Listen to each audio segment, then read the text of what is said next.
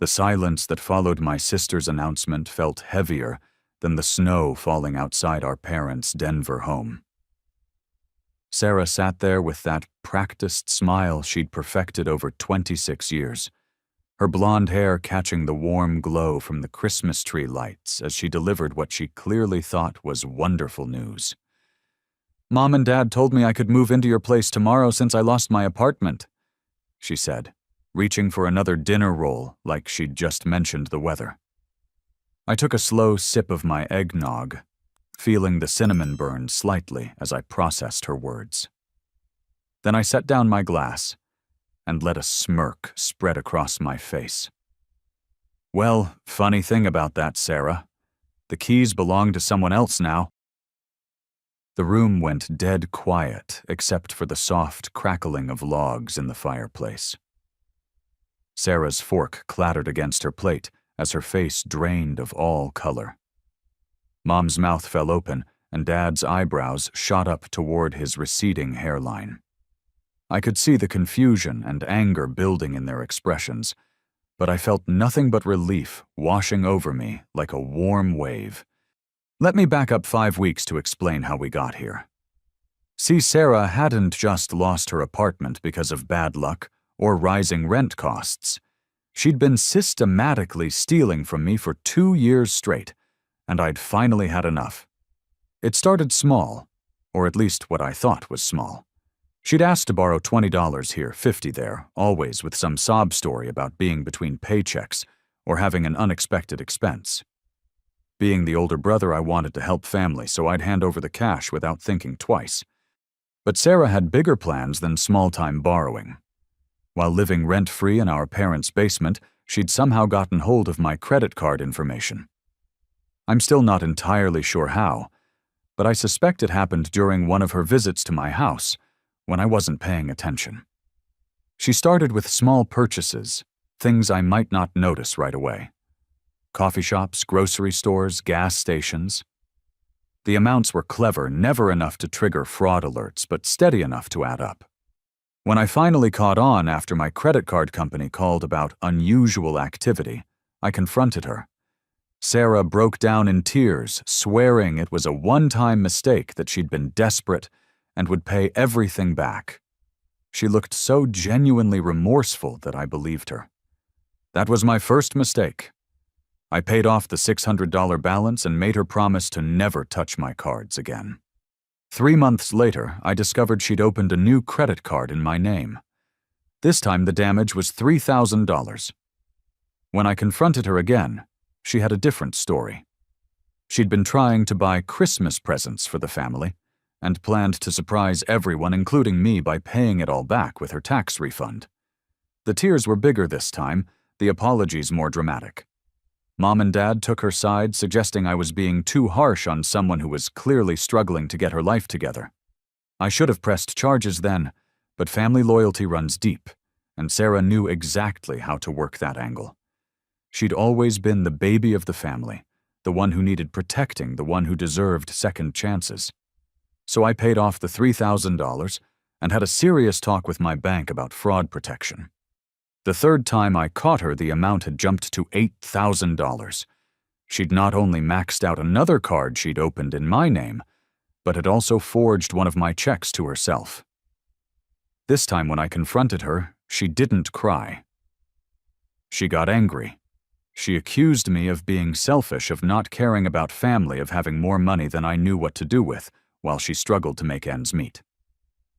According to Sarah, I owed her this help because I'd been the favorite growing up, because I'd gotten the college education while she'd had to work, because life had been unfair to her in ways I couldn't understand. The worst part was that our parents bought into her narrative completely.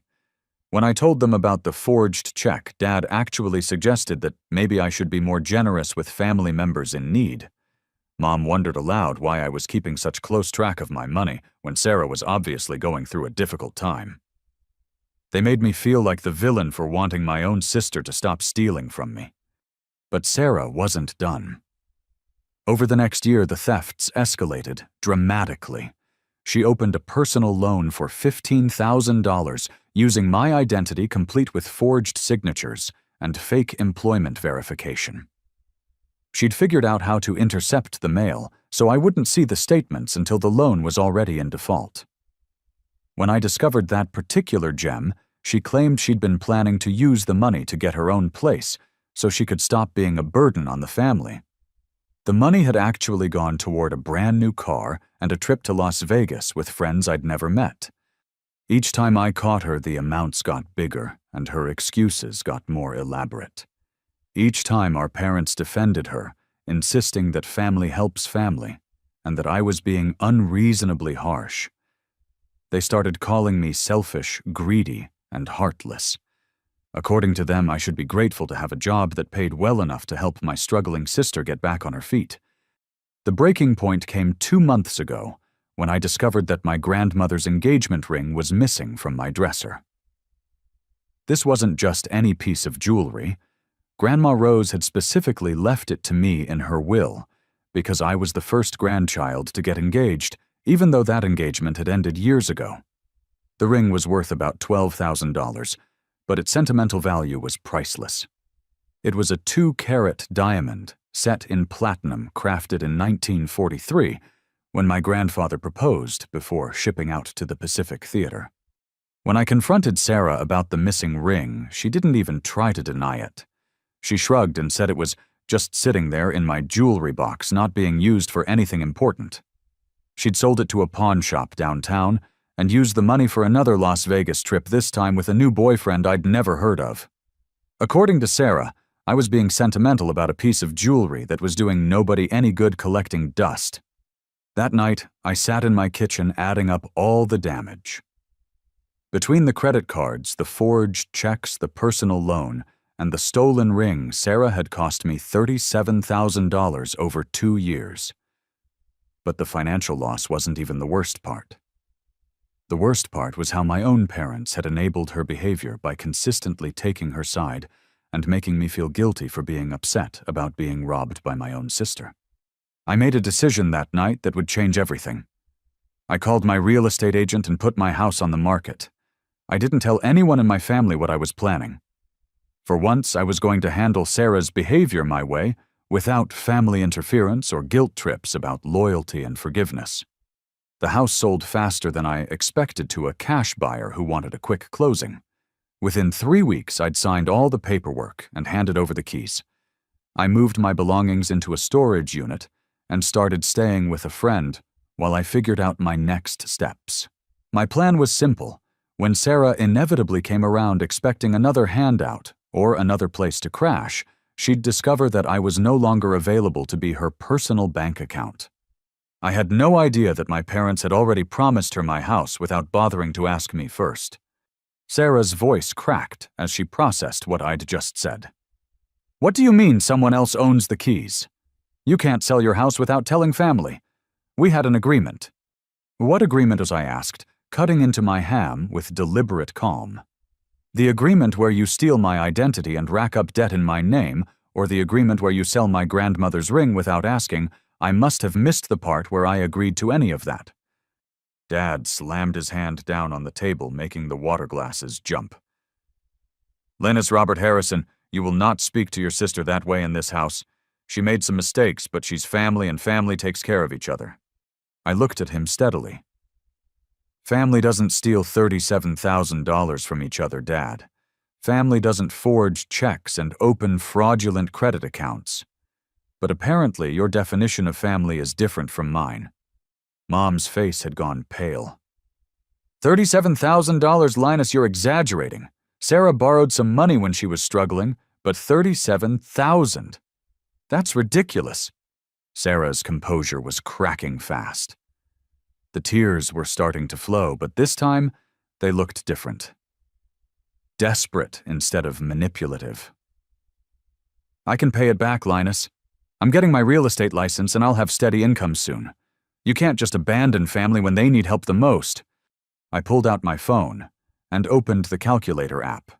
"Let's do some math, shall we? $600 on the first credit card, $3,000 on the second, $8,000 on the third, plus the forged check for $1,200, the personal loan for $15,000 that's now in collections, and Grandma's ring which you sold for $12,000 according to the pawn shop receipt I found in your purse last month.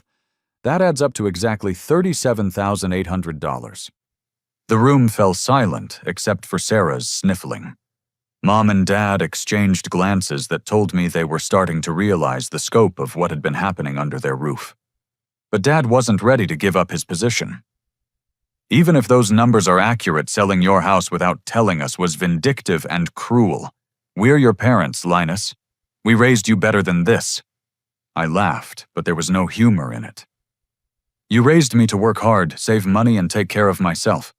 But you also raised Sarah to believe that other people's hard work belongs to her when she decides she needs it. So I guess you succeeded at teaching both lessons.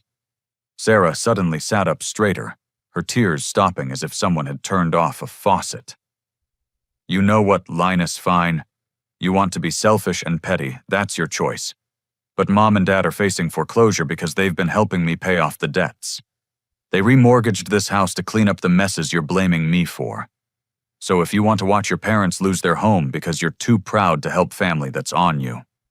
The word foreclosure hit me like a punch to the gut. I looked at my parents, seeing the truth written in their faces.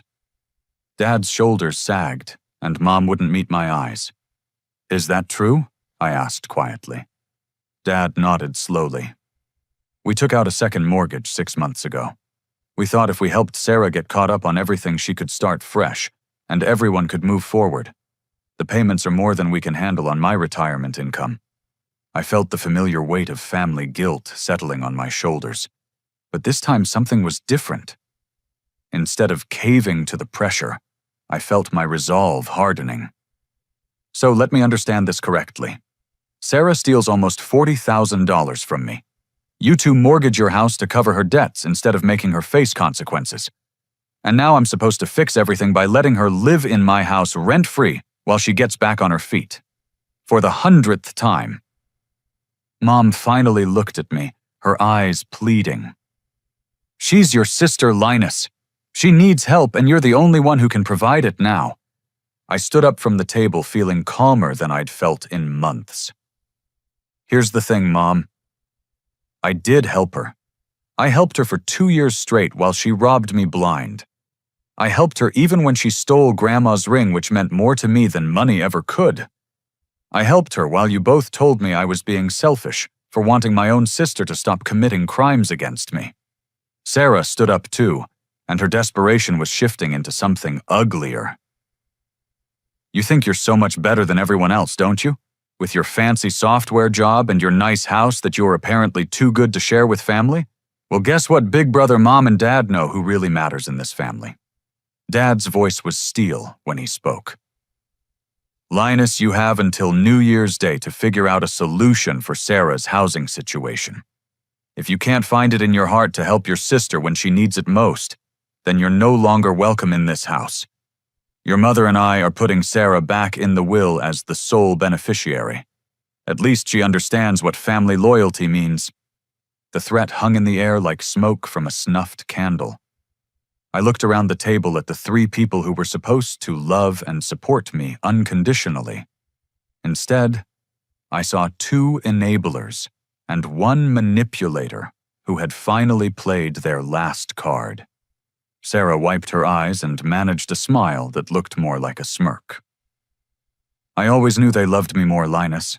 You were just too arrogant to see it. I picked up my coat from the back of my chair and headed toward the front door. Behind me, I could hear Mom calling my name and Dad telling me to come back and be reasonable. But I was done being reasonable with unreasonable people. As I reached for the doorknob, I turned back one last time. You know what the funny thing is, I really did sell the house 5 weeks ago. But I never said I was abandoning family. I just finally learned the difference between family and people who happen to share your DNA. I walked out into the cold December night, leaving behind the sound of Sarah's victory celebration and my parents' confused voices asking each other what I'd meant by that last comment. They'd find out soon enough. 20 minutes later, I pulled into the driveway of my old house on Maple Street.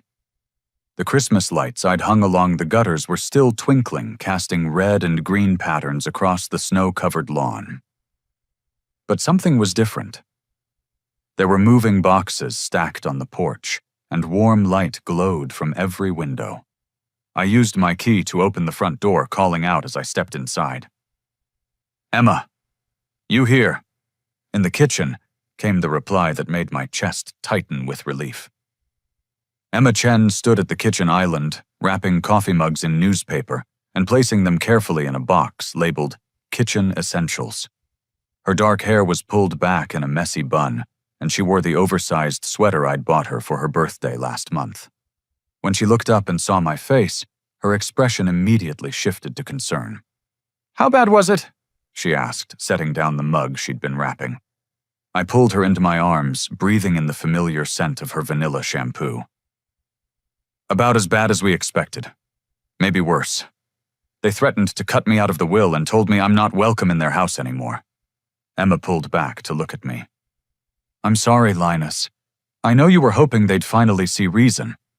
Actually, I'm relieved," I said, and realized I meant it. For the first time in 2 years, I don't have to pretend that Sarah's behavior is normal or acceptable. I don't have to feel guilty for being upset about being robbed. I can just move forward. Emma smiled the kind of smile that had made me fall in love with her all over again when she'd moved back from Portland 6 months ago. We'd dated for 3 years before she'd gotten the nursing practitioner job in Oregon. The breakup had been mutual, but painful both of us, knowing that long-distance relationships rarely worked, but hoping we'd find our way back to each other someday. When Emma returned to Denver in June, she'd called me out of the blue to suggest coffee. She'd saved enough money from her Portland salary to make a down payment on a house, and she was looking for investment properties in neighborhoods she knew well. I'd mentioned my situation with Sarah during that first coffee meeting, and Emma had listened with the kind of focused attention that reminded me why I'd fallen for her in the first place. "You know," she'd said after I'd finished explaining about the stolen money and my parents' enabling behavior, "I've been looking for a house in your neighborhood. If you ever decide to sell, I'd be interested in making an offer." At first, I'd thought she was just being polite. But over the following weeks, as Sarah's thefts escalated and my family's pressure intensified, the idea started making more sense. Emma had always been practical about money and real estate. She understood investment potential, and she'd seen firsthand how beautiful my neighborhood was during the years we'd dated. When I'd discovered the missing engagement ring and finally decided I was done enabling Sarah's behavior, I'd called Emma to ask if her offer was still open. Not only was she still interested, but she was ready to make a cash offer that would allow for a quick closing. "There's something else," she'd said during that phone call. "I've been documenting everything you've told me about Sarah's financial crimes. I have a friend who works in financial investigations, and she thinks there might be grounds for criminal charges if you decide to go that route." I'd been skeptical at first. Sarah was manipulative and selfish, but a criminal. The idea seemed extreme until I really started thinking about the scope of what she'd done. Identity theft, check, fraud, loan fraud. These weren't just family disputes, they were actual felonies. The documentation could be useful, even if you never filed charges, Emma had explained. Sometimes people like Sarah only change their behavior when they realize there could be real consequences. Now standing in what used to be my kitchen, but was now Emma's, I felt a surge of gratitude for her practical approach to problem solving. While my family had been focused on emotions and guilt trips, Emma had been thinking strategically about solutions. "Did you get everything documented from tonight?" Emma asked, pulling me back to the present. I nodded. I recorded the whole conversation on my phone. Sarah admitted to taking the ring, and my parents confirmed they remortgaged their house to cover her debts. Plus, Dad explicitly threatened to disinherit me if I don't provide housing for Sarah. Emma raised an eyebrow. "That last part could actually work in your favor legally. It establishes a pattern of family coercion around Sarah's financial crimes." "There's something else," I said, remembering Sarah's final taunt. "Sarah said she always knew our parents loved her more. I think she's been manipulating them for a lot longer than just the past 2 years. Emma moved to the refrigerator and pulled out 2 bottles of beer, handing one to me. Rachel wants to meet with you tomorrow, if you're available. She's been running some preliminary background checks based on the information you provided, and she's found some interesting connections. Rachel Morrison was Emma's friend from nursing school, who'd ended up working for the Colorado Bureau of Investigation in their financial crimes division. When Emma had first mentioned bringing in outside help, I'd been hesitant. Getting law enforcement involved felt like crossing a line from family dispute to criminal investigation. But Emma had made a compelling argument. Sarah isn't just hurting you anymore, Linus. If she's willing to steal almost $40,000 from her own brother, what's she doing to other people? What happens when she moves on to stealing from elderly relatives or strangers? Sometimes the most loving thing you can do for someone is help them face real consequences before their behavior escalates further. I took a sip of beer and looked around the kitchen that had once been mine, but now felt more like home than it had in months. There's one more thing, I said. Something I haven't told my family yet. Emma waited patient, as always. I love you, I said. I know we haven't officially talked about getting back together, but these past 6 months have reminded me why we worked so well before. You see solutions where other people see problems. You think about long-term consequences instead of short-term emotions. You make me feel like I'm not crazy for wanting to be treated with basic respect. Emma set down her beer and stepped closer to me. I love you too, Linus. I never stopped loving you even in Portland. But I needed to know I could build my own life before I tried to build one with someone else. And now, she smiled. Now I own a house in the neighborhood where I want to live.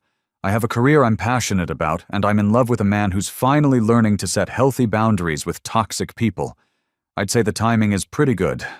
I kissed her then, tasting the happiness I'd been missing for longer than I'd realized. When we broke apart, Emma rested her forehead against mine. There's something I need to tell you too, she said softly. Something that's going to make everything more complicated, but also more important. My heart stopped. What? Emma took my hands in hers. I'm pregnant, Linus. 8 weeks. I found out 3 days ago. The world seemed to stop spinning for a moment. Pregnant. Emma was pregnant with my child. A baby who would grow up in a world where I'd finally learned to stand up for myself and the people I loved. Are you okay with this? Emma asked, searching my face for clues about how I was feeling. I thought about my parents' house, where guilt and manipulation passed for love. I thought about Sarah's entitled behavior and my parents' enabling responses. Then I looked at Emma, who'd spent months helping me document crimes and build a case for justice instead of just telling me to forgive and forget. I'm more than okay with this, I said. I'm grateful. This baby is going to grow up understanding the difference between love and manipulation, between helping someone and enabling them, between family loyalty and family toxicity. Emma's smile lit up the whole kitchen. Good, because Rachel's investigation is about to get a lot more interesting, and I have a feeling Sarah's crimes go deeper than just what she's done to you. The next morning, Emma and I met Rachel at a coffee shop downtown, away from any places where we might run into family members. Rachel Morrison looked exactly like what you'd expect from a financial crimes investigator, sharp-eyed, well-organized, and completely focused on facts rather than emotions. Before we start, Rachel said, opening a laptop and pulling out a thick folder, I need to make sure you understand what you're potentially getting into. If we proceed with this investigation and find evidence of criminal activity, there's no going back. Family relationships that are already strained could be permanently damaged. I looked at Emma, who squeezed my hand encouragingly.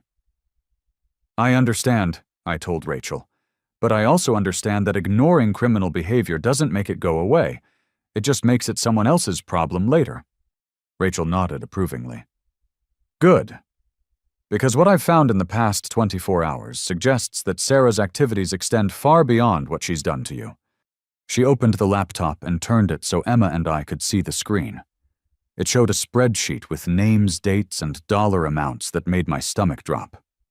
I ran Sarah's social security number through several databases, Rachel explained. She's been busy. In addition to the accounts she opened using your information, she's also opened credit cards and taken out loans using the identities of at least 4 other family members. I stared at the screen in disbelief. Who? Your Aunt Helen Richardson, your cousin Derek Patterson, someone named Thomas Harrison who appears to be your uncle, and someone listed as Robert and Margaret Harrison who I assume are your parents. The blood drained from my face. She stole from our parents too, but they mortgaged their house to help her pay off debts. Why would they need to do that if she was also stealing from them? Rachel scrolled down to show more entries. Because she's been very careful about how she's done it. The accounts she opened using your parents' information have different mailing addresses, so they wouldn't receive the statements. She's been making minimum payments on some accounts to keep them from going into collections immediately. But the balances are substantial. Emma leaned forward to read the numbers more clearly. How substantial are we talking about? Combined across all 5 family members, we're looking at approximately $123,000 in fraudulent debt, Rachel said. But that's just what I can find through official channels. If she's also been taking cash or selling personal property like she did with your grandmother's ring, the actual amount could be significantly higher. I felt sick. Aunt Helen is 74 years old and lives on Social Security. Uncle Thomas is a retired teacher. They can't afford this kind of debt. Which brings us to the next issue, Rachel continued. Sarah hasn't been working alone. The sophistication of some of these schemes suggests she's had help from someone who understands financial systems and identity verification processes.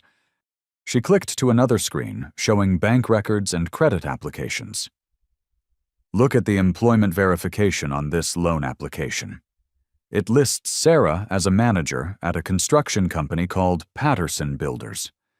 The company exists, the phone number works, and when the bank called to verify employment, someone confirmed that Sarah worked there and provided salary information. But Sarah's never worked construction, I said. She's never had a job that lasted longer than 6 months. Exactly. Which means someone at Patterson Builders was willing to lie to a bank to help her commit loan fraud. I did some digging on the company ownership, and it's registered to a Tyler Patterson. Any chance you know who that is? Emma and I looked at each other blankly. But then I remembered something. Sarah mentioned going to Las Vegas with a new boyfriend I'd never heard of. She didn't give me his name, but if he owns a construction company, that could be how they met. She always liked guys with money. Rachel made a note on her legal pad. I'll need to do more research on Tyler Patterson and his company, but the preliminary information suggests he's been helping Sarah with identity theft and loan fraud for at least 6 months. The scope of what Rachel was describing felt overwhelming. So what you're saying is that my sister is basically running a criminal enterprise. I'm saying your sister has committed multiple felonies involving identity theft, wire fraud, and conspiracy, Rachel corrected. The federal sentencing guidelines for this type of crime typically range from 2 to 8 years in prison, depending on the total amount involved and the number of victims. 8 years in prison. The thought should have made me feel bad for Sarah, but instead I felt a strange sense of relief. For the first time since this whole mess started, someone was talking about real consequences instead of family loyalty and second chances. What happens next? Emma asked. Rachel closed the laptop and leaned back in her chair. That depends on what you want to happen, Linus. I can continue investigating and potentially present findings to the U.S. Attorney's Office for federal prosecution, but I need to know that you're prepared to follow through with whatever we discover.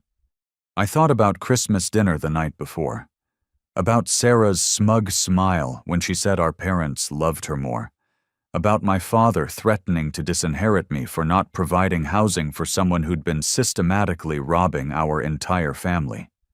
I'm prepared, I said. But I want to make sure the other victims know what's been done to them before any arrests happen. If Aunt Helen and Cousin Derek are dealing with debt, they don't understand they deserve to know the truth." Rachel smiled for the first time since we'd sat down. "I was hoping you'd say that. Because I think your family is about to discover that Sarah's Christmas announcement was the least of their problems." She pulled a business card from her wallet and slid it across the table. "If you're serious about this, I need you to file a formal complaint with the police today. Once we have an official case number, I can expand the investigation through proper channels." I picked up the card and looked at Emma. "Are you sure you want to be involved in this? It's going to get messy, and with the baby coming." Emma reached over and took my hand. "Linus, this isn't about revenge or punishment. This is about stopping someone who's hurting innocent people. Your Aunt Helen shouldn't have to worry about debt collectors calling because your sister stole her identity. Your cousin Derek shouldn't have his credit destroyed because he tried to help family. Sometimes protecting the people you love means holding the people who hurt them accountable." I squeezed her hand, feeling more grateful than ever that she'd come back into my life. "Okay, let's do it." Rachel gathered her papers and closed the laptop. "One more thing. Sarah's behavior pattern suggests she's escalating. People who commit financial crimes often increase the frequency and scope of their activities over time, especially when they've been getting away with it. If we don't stop her now, the next victims might be strangers, elderly people, or other vulnerable targets." The thought of Sarah preying on elderly strangers made my decision feel even more clear. This wasn't about family dynamics anymore. This was about preventing a predator from finding new victims. As we left the coffee shop, Emma stopped me on the sidewalk. "How are you feeling about all of this?" I looked up at the gray December sky, thinking about the conversation ahead with the police, the phone calls I'd need to make to warn other family members, and the inevitable confrontation when Sarah discovered her crimes were being investigated. "Scared," I said honestly, "but also relieved. For 2 years I've been told I was overreacting, being selfish, not understanding how much Sarah was struggling. Now I find out I was actually underreacting. I was being stolen from, but so was everyone else in our family." Emma slipped her arm through mine as we walked toward the police station. "Your baby is going to be proud of you someday for doing the right thing, even when it was difficult." Our baby. In 7 months, I'd be responsible for protecting and teaching a tiny person who would depend on me to model good decision-making and healthy boundaries. The thought terrified me and motivated me in equal measure. "Let's go file that complaint," I said. 3 days after Christmas, my phone rang at 6 in the morning. The caller ID showed Mom. And for a split second, I considered letting it go to voicemail. But something about the early hour made me answer. "Linus." Mom's voice was thick with tears and barely controlled panic. "You need to come home right now. Something terrible has happened." My first thought was that Dad had had another heart episode. He'd been to the emergency room twice in the past year for chest pains that turned out to be stress-related, but we all worried about the real thing happening eventually. "Is Dad okay?" I asked, already reaching for my clothes. "It's Sarah," Mom sobbed. "She's gone Linus. She took everything and disappeared." I sat down hard on the edge of my bed, trying to process what I was hearing. "What do you mean she took everything?" "She emptied our checking account, our savings account. She took my jewelry box, including my mother's pearls and my wedding ring. And she left a note saying it was our fault for never believing in her dreams." The irony was so thick I almost choked on it. Sarah had been stealing from my parents for months, while they defended her behavior to me, and now she'd graduated to robbing them directly. "How much money are we talking about, Mom?" $43,000, she whispered. "Everything we had left after the second mortgage. Everything we were counting on for Dad's medical bills and the house payments." I closed my eyes, feeling the weight of family crisis settling on my shoulders, even though I'd tried to distance myself from it. "Where is she now?" "We don't know. Her room is empty. Her car is gone. She didn't answer her phone all yesterday, so we went to check on her this morning and found the note. Mom's voice broke completely. Your father is in the hospital, Linus. The stress gave him chest pains again, but this time they're keeping him for observation. Guilt hit me like a physical blow. Whatever Sarah had done, Dad was still my father, and he was in the hospital partially because of stress I could have helped prevent. Which hospital? Presbyterian St. Joseph. He's in the cardiac unit. Mom took a shaky breath. Linus, I know we said some terrible things on Christmas. I know you're angry with us, but we need your help. I don't know what to do. 20 minutes later, I was driving toward the hospital with Emma in the passenger seat. She'd insisted on coming partly for moral support, and partly because she wanted to see my father's condition for herself. You know this doesn't change anything about pressing charges against Sarah, right? Emma said gently, as we pulled into the hospital parking garage. I know. If anything, this proves that Rachel was right about her escalating behavior. Taking money directly from our parents' accounts isn't desperation anymore. It's calculated theft. We found Mom in the cardiac unit waiting room looking older than I'd ever seen her. Her gray hair was uncombed. She wasn't wearing makeup, and her clothes looked like she'd slept in them. When she saw us, she stood up and walked toward me with her arms outstretched. Thank you for coming, she said, hugging me tighter than she had in years. I know we don't deserve your help after what we said, but I didn't know who else to call.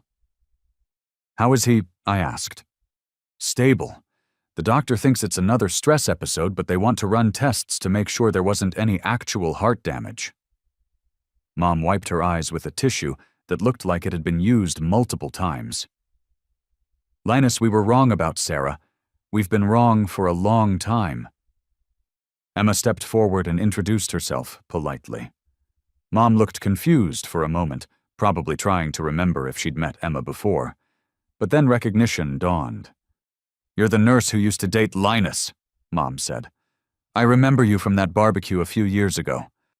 Nurse practitioner now, Emma corrected gently. And we're back together.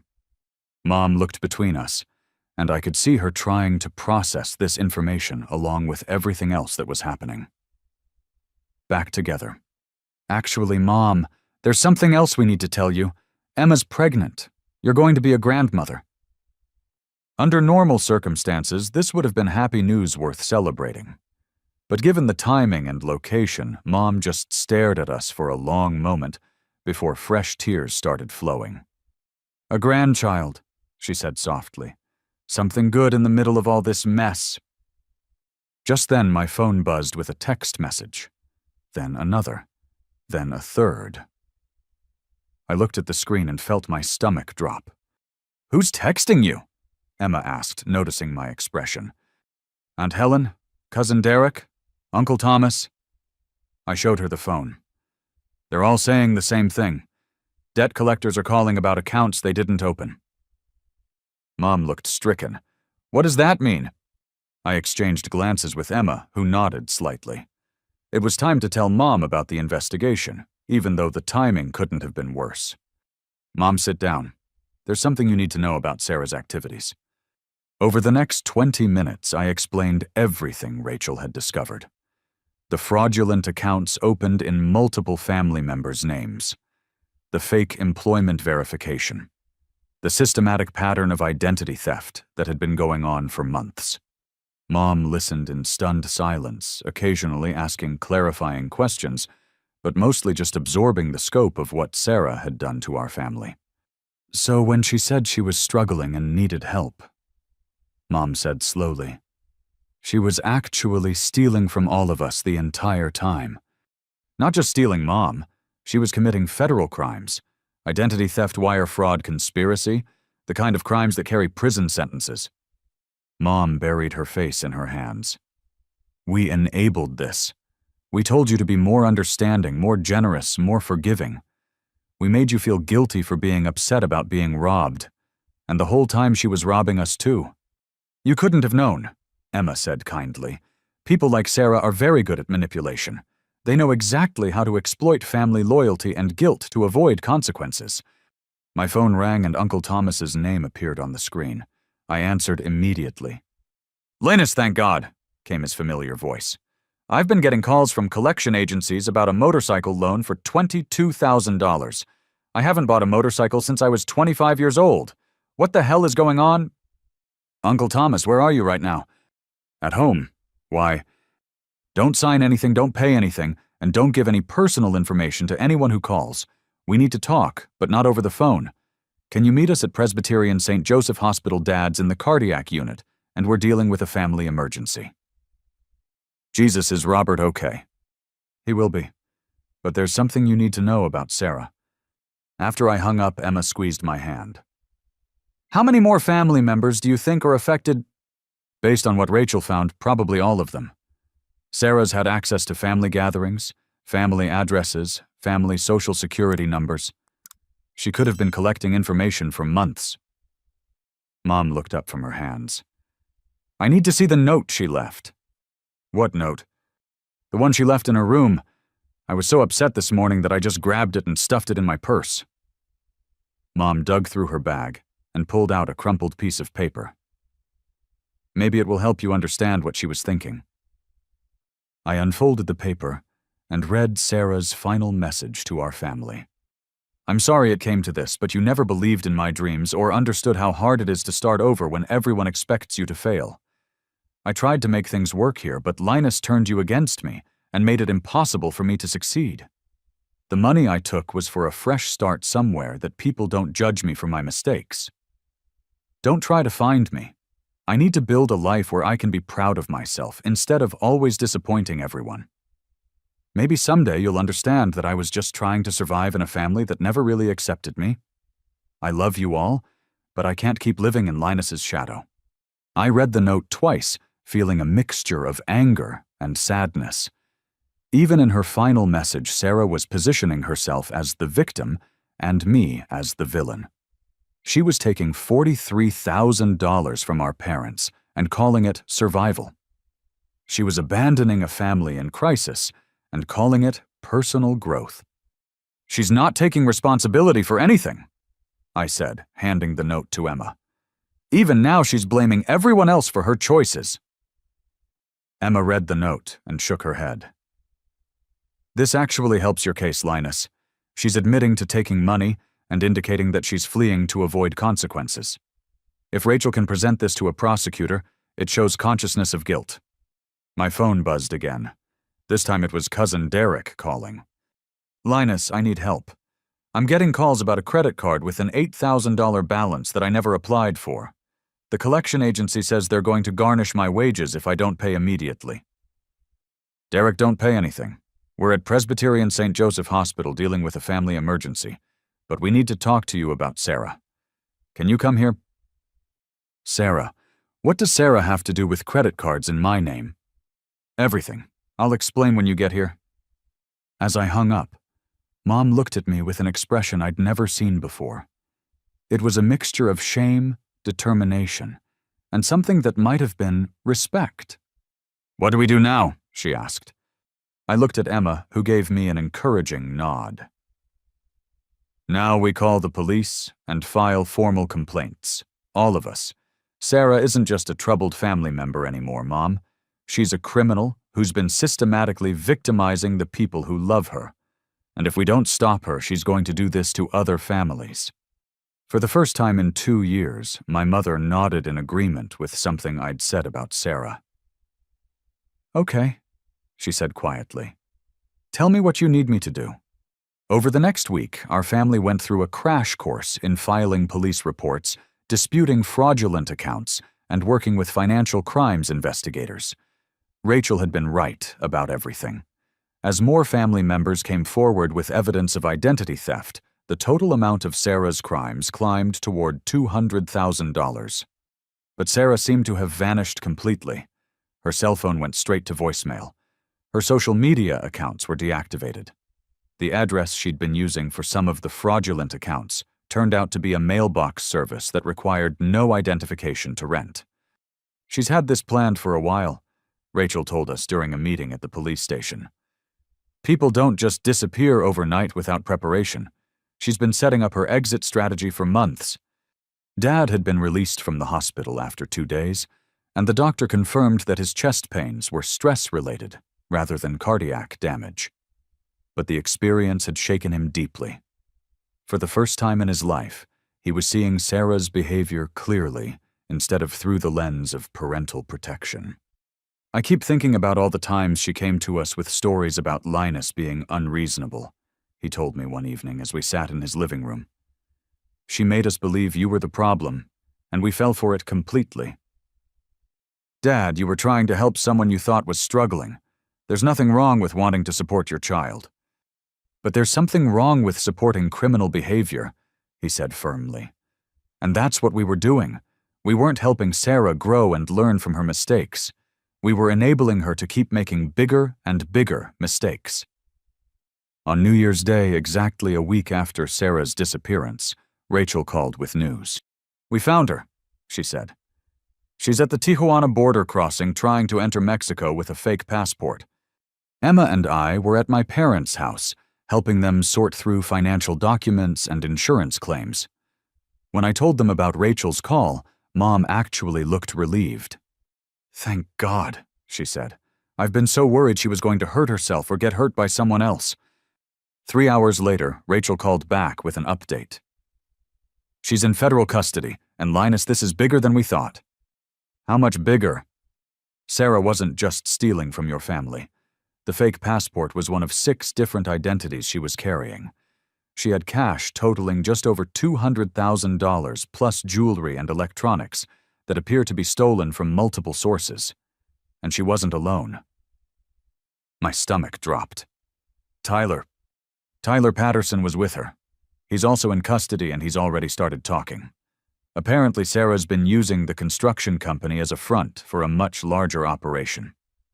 They've been targeting elderly people across Colorado and Wyoming, using family connections to gather personal information for identity theft." Emma grabbed my hand. "How many victims?" "We're still counting, but the preliminary estimate is over 30 people. Sarah would identify potential targets through social media family connections or community events. Tyler would verify employment for loan applications and provide fake business references. They've been running this operation for at least 18 months. The scope of what Rachel was describing felt overwhelming. Sarah wasn't just a troubled family member who'd made bad choices.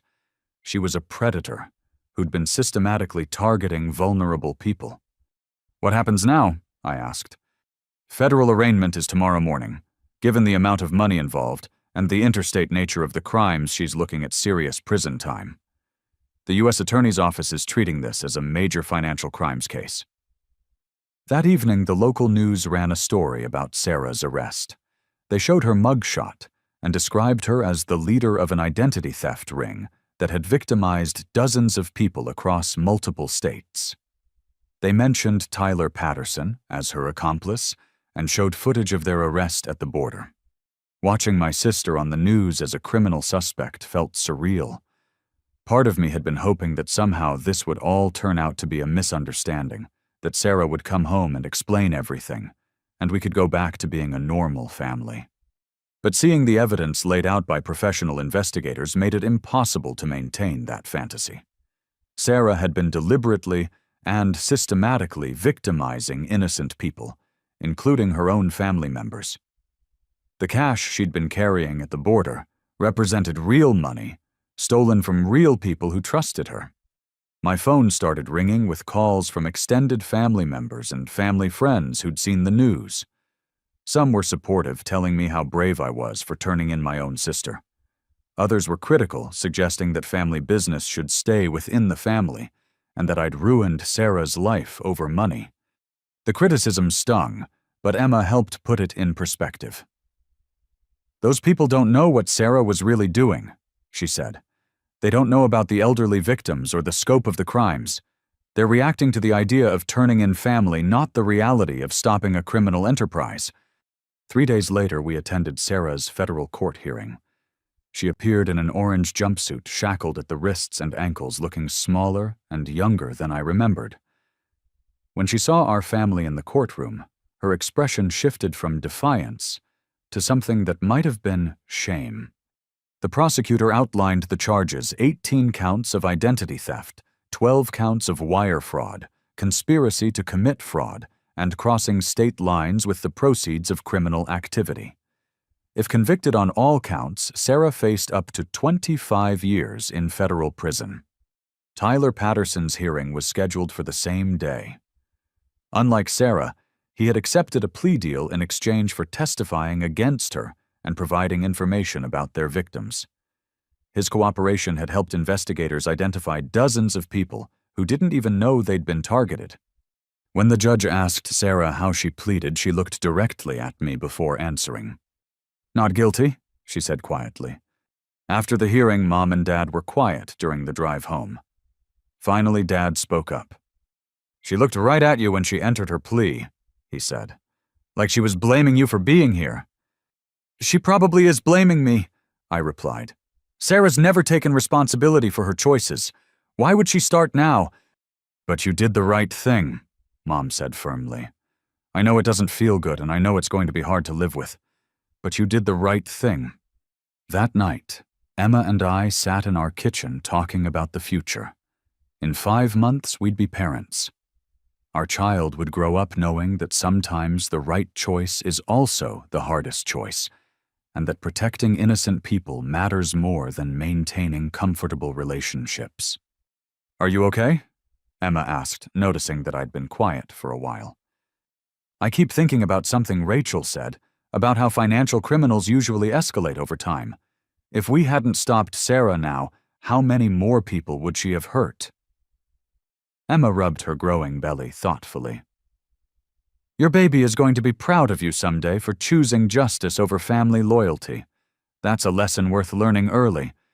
I reached over and put my hand on her stomach, feeling the slight roundness that would be our daughter in a few months. I want her to understand that real love means holding people accountable when they hurt others. That helping someone sometimes means refusing to enable their worst behavior. "She will," Emma said confidently, "because you're going to teach her by example." 2 weeks later, Rachel called with Sarah's final sentencing information. She had accepted a plea deal for 8 years in federal prison and full restitution to all victims. Tyler Patterson received 5 years for his cooperation. The money our family had lost would be recovered through asset forfeiture and insurance claims. Aunt Helen's retirement savings would be restored. Cousin Derek's credit would be repaired. Uncle Thomas wouldn't have to worry about motorcycle loans he'd never taken. But more importantly, 37 elderly strangers across Colorado and Wyoming wouldn't have to worry about Sarah targeting them for future crimes. Justice had been served. 6 months later, I stood in the delivery room at Presbyterian St. Joseph Hospital, holding my daughter Grace for the first time. She was perfect tiny fingers, dark hair like Emma's, and eyes that seemed to look right through me with an old soul's wisdom. Emma was exhausted but glowing, still catching her breath from 8 hours of labor. "She's beautiful," she whispered, reaching up to touch Grace's cheek. "She's perfect." I agreed, feeling a love so fierce it took my breath away. This tiny person would never have to wonder if her family would protect her or exploit her. She'd grow up understanding that love means wanting the best for someone, even when that means setting difficult boundaries. Mom and Dad arrived an hour later, bringing flowers and tears of joy. Dad held Grace with the gentle confidence of someone who'd raised 2 children before, but his expression was different this time. More grateful, more aware of how precious these moments were. "She looks like you did as a baby," Mom said, stroking Grace's tiny hand. Same serious expression, like she's already thinking deep thoughts. Over the past 6 months, my relationship with my parents had slowly healed. They'd started therapy to address their enabling patterns and had made genuine efforts to understand how their behavior had affected both Sarah and me. Dad had even written me a letter, apologizing for threatening to disinherit me and acknowledging that I'd been trying to protect the family from someone who was hurting all of us. The legal proceedings with Sarah had concluded 3 months earlier. She was serving her sentence at a federal facility in Oklahoma, and according to the prison counselor, she was finally participating in therapy programs designed to help inmates understand the impact of their crimes on victims. Tyler Patterson had been released after 18 months and was working construction again, this time legitimately. He'd written letters of apology to all the victims he could identify and was making monthly restitution payments as part of his probation agreement. Emma had purchased another investment property with the money recovered from Sarah's crimes, and we were planning to move into a larger house before Grace turned 1. We'd gotten married in a small ceremony in Emma's parents' backyard, with Grace kicking actively throughout the vows, as if she approved of our commitment to each other. "Have you heard anything from Sarah recently?" Mom asked, as she settled into the hospital chair next to Emma's bed. I shook my head. The prison counselor sends quarterly updates to victims' families, but Sarah hasn't requested any direct contact with us. I think that's probably for the best right now. "Maybe someday she'll be ready to make real amends," Dad said hopefully. "Maybe." I agreed. But if that day comes, it has to be because she's genuinely changed, not because she wants something from us. Grace is going to grow up understanding the difference between forgiveness and foolishness. Emma smiled at that. "Speaking of Grace growing up, we should probably think about godparents. I was hoping we could ask Rachel and her partner to fill that role." The idea made perfect sense. Rachel had become not just a professional ally, but a genuine friend over the past year. She'd taught us that sometimes the most loving thing you can do is refuse to enable destructive behavior even when it's difficult. "I think Rachel would be honored," I said. "She's exactly the kind of person I want influencing our daughter's understanding of justice and integrity."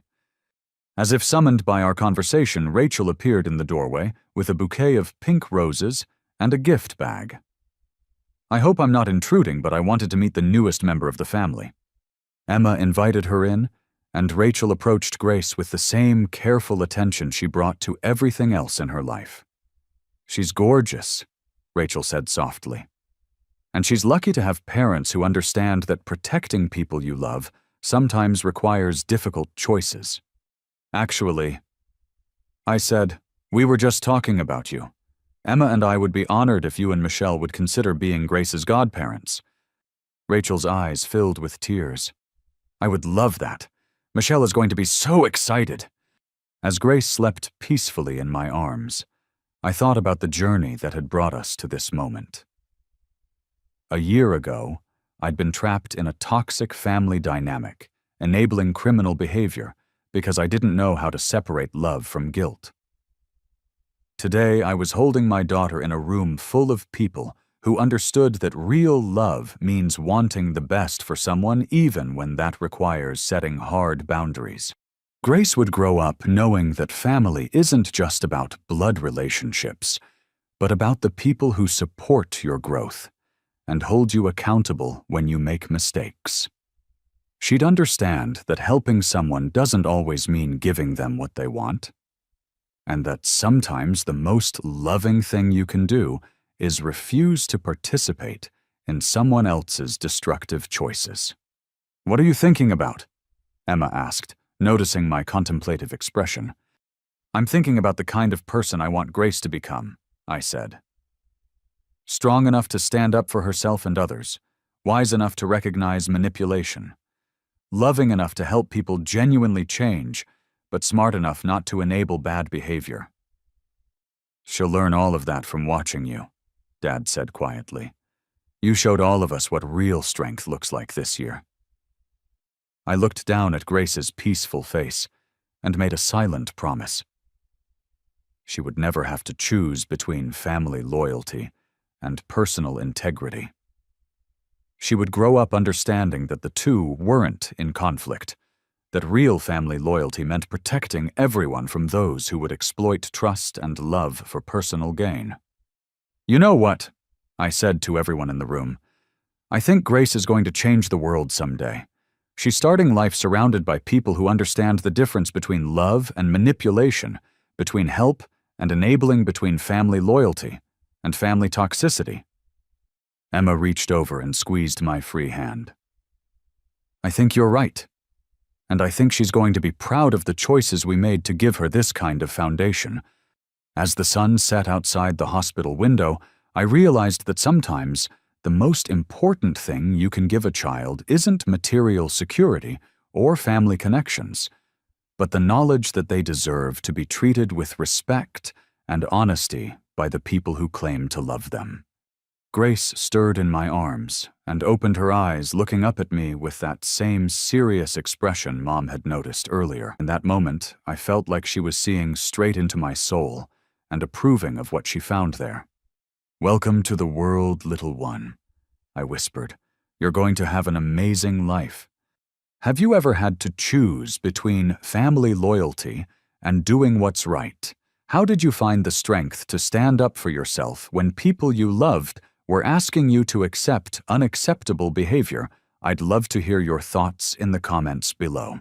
If this story resonated with you, please give it a like and share it with someone who might need to hear about the importance of healthy boundaries in family relationships. And if you enjoyed this video, don't forget to subscribe for more stories about overcoming family manipulation and building authentic relationships based on respect rather than guilt. Remember, real love never asks you to accept being mistreated. Sometimes the most loving thing you can do is refuse to enable someone's worst behavior, even when they're family. Thank you for listening, and I hope this story helps you find the courage to protect yourself and the people you care about from those who would exploit your loyalty and kindness.